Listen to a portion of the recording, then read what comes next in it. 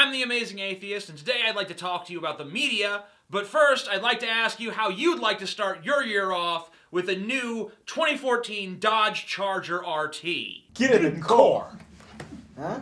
You could win one thanks to Fandango and the new movie Ride Along, starring Kevin Hart and Ice Cube, coming out January 17th. Get in the core. Get in the core. That's whack. Click here to enter the Fandango Ride Along sweepstakes. Anyone who enters is automatically eligible to win a 2014 Dodge Charger RT. Obviously a pretty amazing prize, so hit up Fandango right now for your chance to win.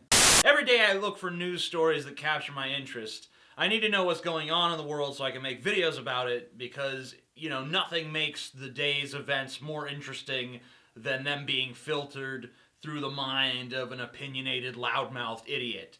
I see stories like this. $10 million bounty put on Bigfoot's hairy head. What am I supposed to think when I read that? Like, good. Maybe finally that furry menace will be brought to justice. I mean, why not just offer a $1 trillion prize? No one's gonna claim it. His neighbor accuses Justin Bieber of egging home. Yeah, Justin Bieber's neighbor has accused him of egging his house. And it's a little bit more than an accusation, really, since the neighbor and his daughter were out on the balcony at the time that Justin Bieber was egging the house, and they filmed him doing it. So, yeah. Man has cockroach pulled from ear in 10-minute procedure because he didn't want it in there. Terribly written headline. Gross story. The guy tried to use a vacuum cleaner to suck it out of his ear. Colorado changes mile 420 highway marker to stymie stoner heists. In other words, stoners were stealing the 420 signs. So now the signs read mile 419.99, which actually sounds like the kind of solution a stoner would come up with to the problem. So obviously weed is already making Colorado more creative. Pimp sues Nike for not warning shoes could be dangerous if used to beat people.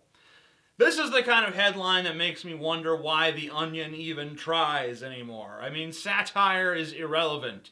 We live in satire. We are satire. Florida woman convicted of caging 13-year-old boy in closet. The thing that jumps out to me here is this woman's face. And the fact that this boy weighed just 40 pounds. I've eaten sandwiches bigger than that. I know these stories all present extreme situations that aren't commonplace, but it feels strange to me that things like this are happening every day. And some of these strange things that are happening right now will eventually just be stories that I read and scratch my head at. Like that 13-year-old kid starving in someone's closet. Like, to me, that's just words on a screen, but to him, that was his whole reality at some point.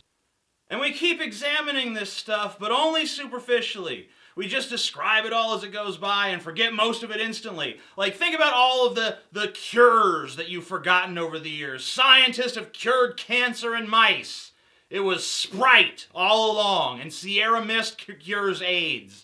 We're not sure what 7-Up cures yet, maybe heartbreak. I guess it just strikes me as funny how ephemeral the news cycle is. Like, one day everyone's really outraged and upset about something, and the next day people are like, what's that?